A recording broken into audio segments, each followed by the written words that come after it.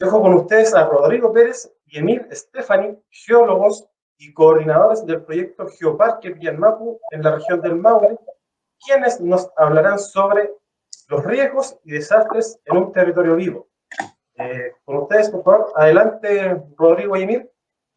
Hola José, muchas gracias. Muchas gracias. Vamos a compartir pantalla.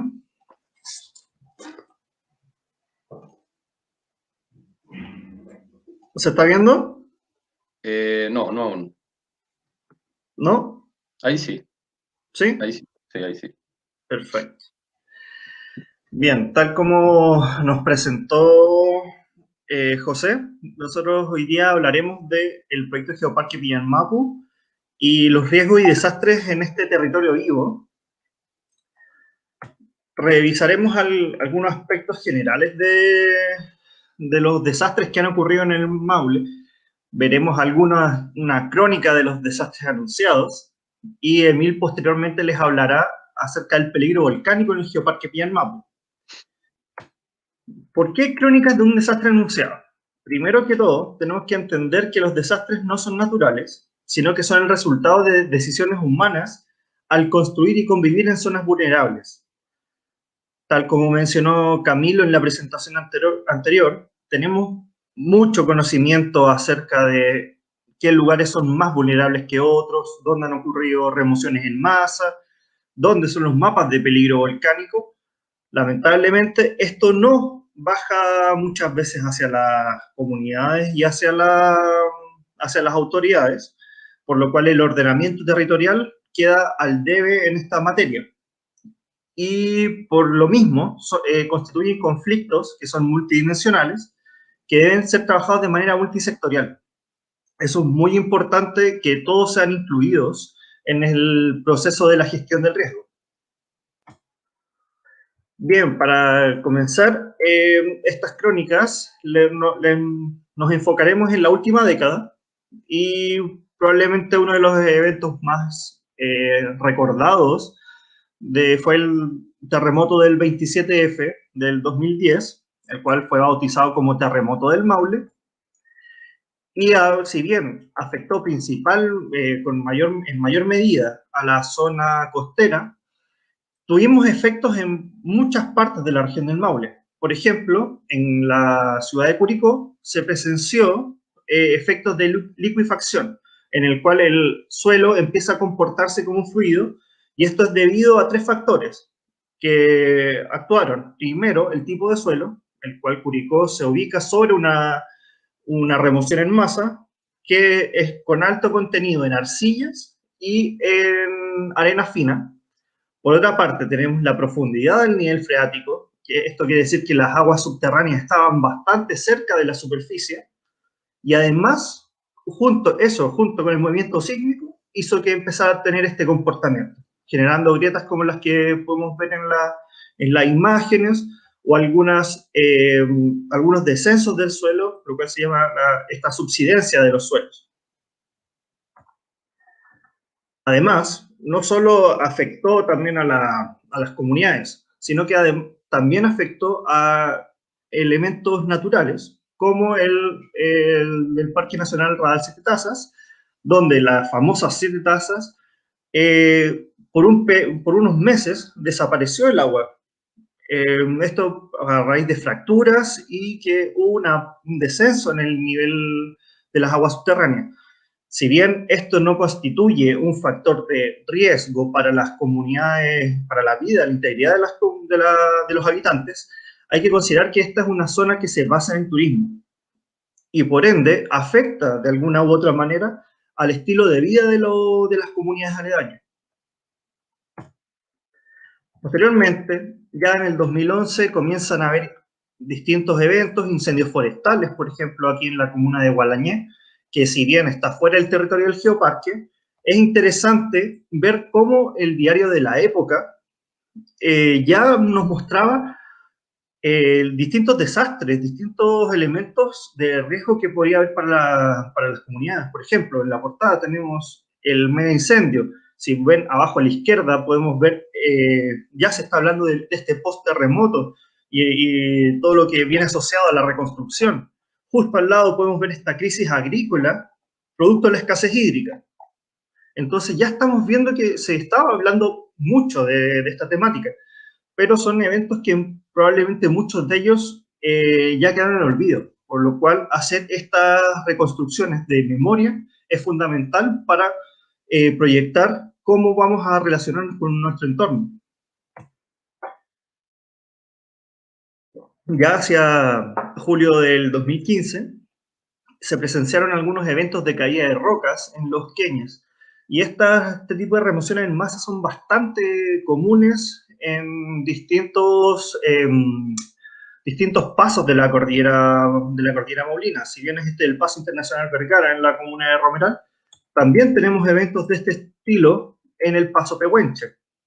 Acá en el invierno del 2016, un año después del anterior, estos derrumbes en el Paso Pehuenche bloquearon el tránsito, tuvieron que usar explosivos para poder retirar todo el material. Y es importante considerar estos eventos porque hay que mencionar que el Paso Pehuenche, durante el año 2016, atravesaron más de 150.000 personas. Entonces, pero esto hay que sumarlo a todos los turistas que llegan, que no pasan por las aduanas. A eso hay que sumar eso. También vemos que hay un flujo de vehículos que fue muy grande por ese mismo paso, por la aduana del Paso Pehuenche, y esto obliga a establecer medidas de mitigación. Podemos ver a lo largo del Paso Pehuenche distintas mallas y distintas medidas que se han implementado para la reducción del riesgo. A su vez, en algunos meses después empezamos a ver aluviones. Estos son bastante comunes cuando están estas lluvias de verano, en la cual al estar el suelo más seco es más propenso a que por eventos de lluvias muy fuertes este deslice. Más recientemente, en febrero del 2020, ocurrió uno de los incendios más grandes de la temporada, precisamente en el territorio del Geoparque, en las comunas de Curicó y Molina, en todo el sector precordillerano y cordillerano, arrasando más de 14.000 hectáreas de bosque. Y es importante considerar los incendios forestales en este territorio, ya que entre 1976 y 2010 se quemaron aproximadamente 120.000 hectáreas de bosque en la región del Maule. Y en el caso de la cordillera Maulina, la precordillera, podemos ver que gran parte de la precordillera está cubierta por bosque nativo, que se puede ver en el mapa en color verde. Más recientemente, en junio de este año, las avalanchas de nieve cortaron el Paso Vergara, donde algunos trabajadores de la minera Cementos Bío Bío quedaron aislados por algún tiempo. Ahora los dejaré con Emil, quien les hablará acerca del peligro volcánico del Geoparque Pillanmapu.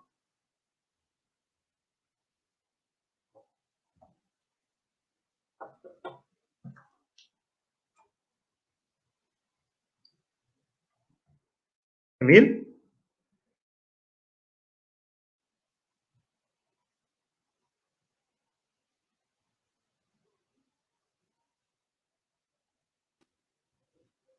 Ahí sí. ¿Emil? Sí, ahí sí. Ahí sí. Oye, Rodrigo, ¿te puedo pedir que dejes de compartir pantalla? Voy a compartir yo, Por supuesto. para no tener que estar pidiéndote que me pases la diapo. Ok. Me avisan si se ve.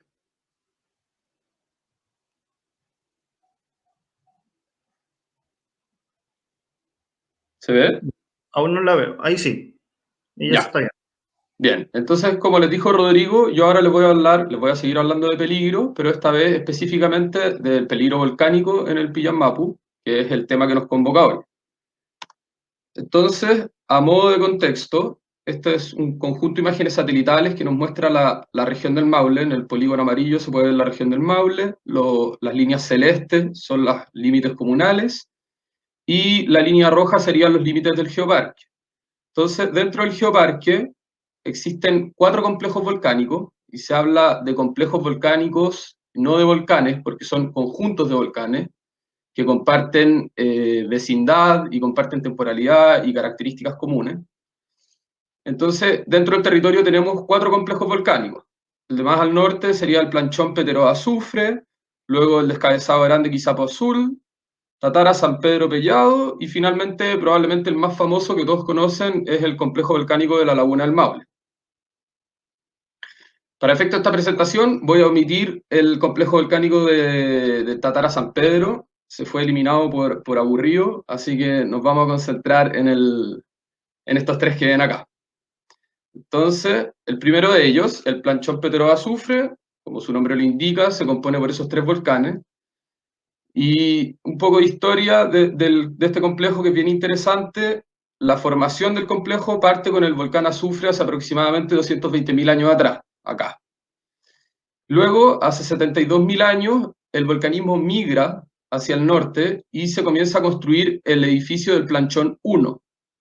Ese mismo edificio, el del Planchón 1, hace 11.000 años se derrumba y colapsa, eso lo vamos a ver más en detalle. Y a partir de ese momento se empieza a construir entonces el edificio del Planchón 2. Y finalmente, hace 7.000 años, empieza ya el volcanismo un poco más al sur, que sería en el volcán Peteroa, que es donde tenemos el volcanismo actualmente, que es un volcán muy activo, que de hecho la última erupción fue muy reciente, en el 2018-2019. Entonces me voy a concentrar ahora en el colapso, que es un poco el tema que nos convoca, que es los peligros. Y bueno, ¿qué es lo que pasó? Esta imagen satelital nos muestra entonces acá la ciudad de Curicó, y a la derecha el complejo volcánico Planchón Petero-Azufre. Entonces, como les comenté, hace 72.000 años se empieza a construir el edificio volcánico del Planchón 1, y se cree, hay evidencia para decir que ese edificio volcánico creció muy rápido y mucho, por lo tanto era muy inestable. También hay que considerar que hace 11.000 años, que fue cuando se produjo el derrumbe, el colapso, todo esto estaba cubierto de nieves y glaciares. Estábamos recién empezando con la deglaciación. Y producto de lo mismo, porque estábamos entrando en la deglaciación, se empezaron a derretir los glaciares que estaban encima del volcán, poco a poco, y se cree que eso puede haber gatillado aún más la inestabilidad de este edificio volcánico que ya era inestable. Entonces lo que pasó es que se derrumbó, se vino abajo todo el edificio volcánico, y se formó lo que se conoce como una avalancha de roca.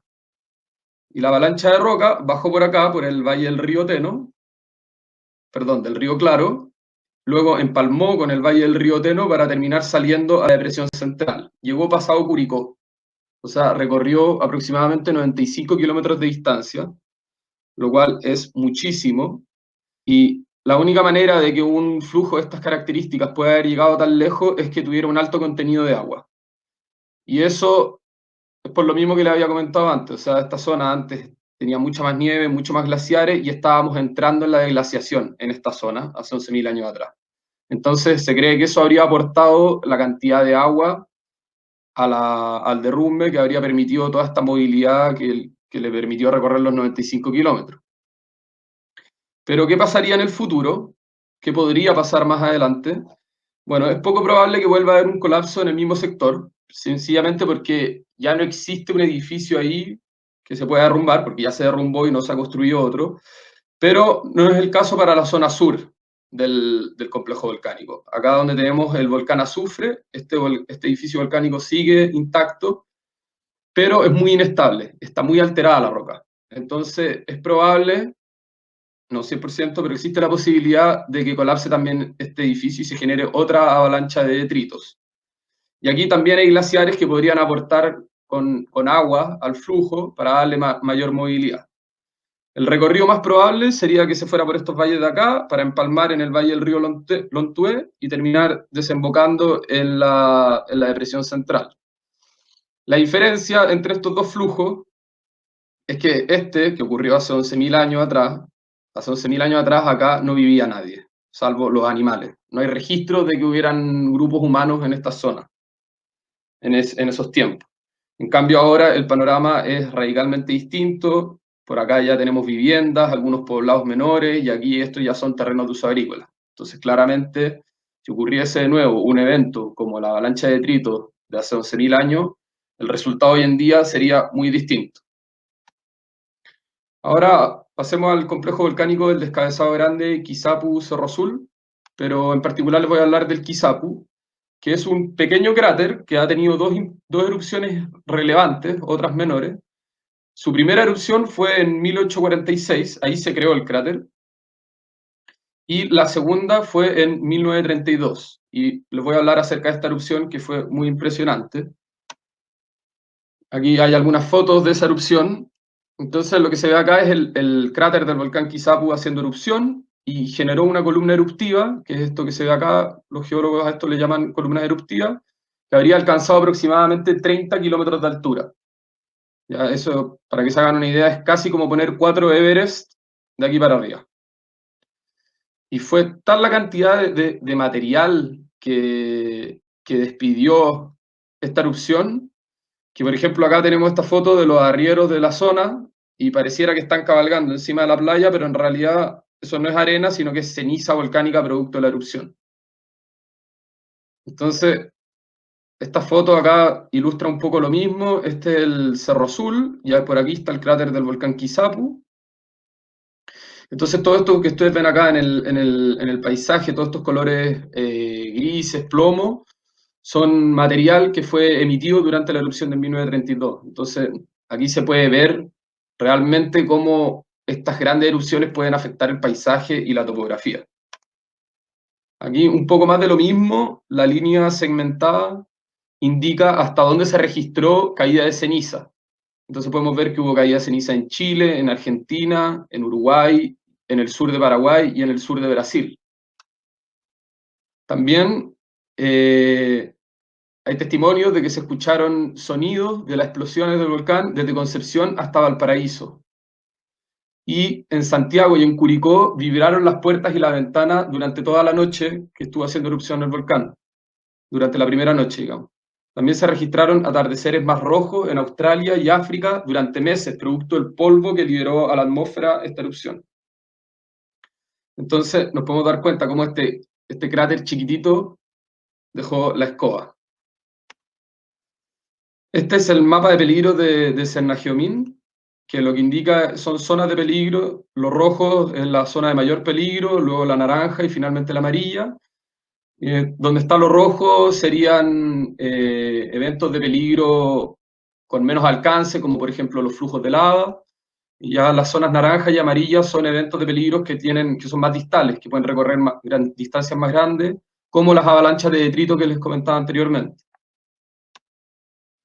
Y finalmente hablarles un poco de la Laguna del Maule, que probablemente es el complejo volcánico más famoso y el que todos conocen.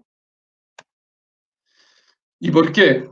¿Por qué es tan famoso? Y es que desde el 2007 que se está registrando que el suelo, el fondo de la laguna se está levantando. ¿Y por qué se está levantando el fondo de la laguna? Bueno, porque a aproximadamente 5 kilómetros de profundidad tenemos una cámara magmática y hace 9.000 años atrás a esa cámara magmática le habrían empezado a llegar pulsos de magma que vienen de más abajo, van subiendo y chocan con la cámara magmática y se inyectan dentro de ella. Entonces, pulso a pulso, la cámara magmática se habría ido hinchando, igual como si uno inflase un globo con aire. Y ese hinchazón produce un alzamiento del nivel de la topografía. Entonces, a partir del 2007, estaríamos presenciando una nueva inyección, un nuevo pulso que estaría llegando a la cámara y que estaría levantando el fondo de la laguna en aproximadamente 20 centímetros por año. Creo que la velocidad máxima que tuvo en un momento fue de 28 centímetros por año y ahora está como en 14, si no me equivoco.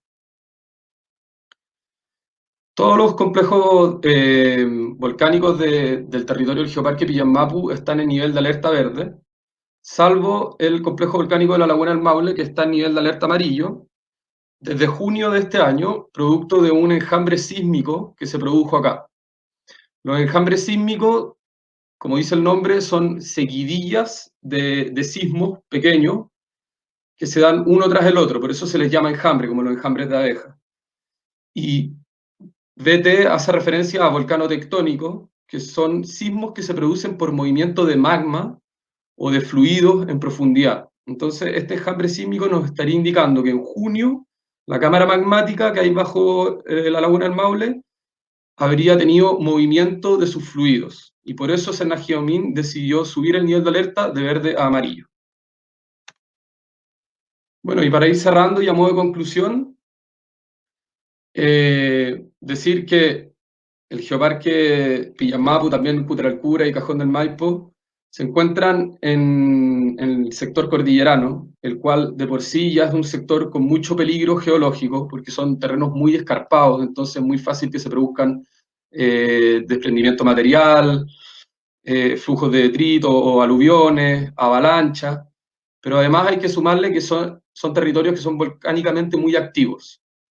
Entonces, la moraleja, si se quiere, o la recomendación es que cuando visitemos estos territorios, o si es que habitamos estos territorios, que intentemos informarnos de cuáles son los lugares de mayor riesgo, si vamos a ir a hacer montañismo, intentar no acampar bajo una ladera que se vea muy inestable, ojalá si somos montañistas tomar cursos de avalancha, y también por supuesto estar siempre atentos a los niveles de alerta que ofrece Sennageomin si es que vamos a ir a las cercanías de un volcán.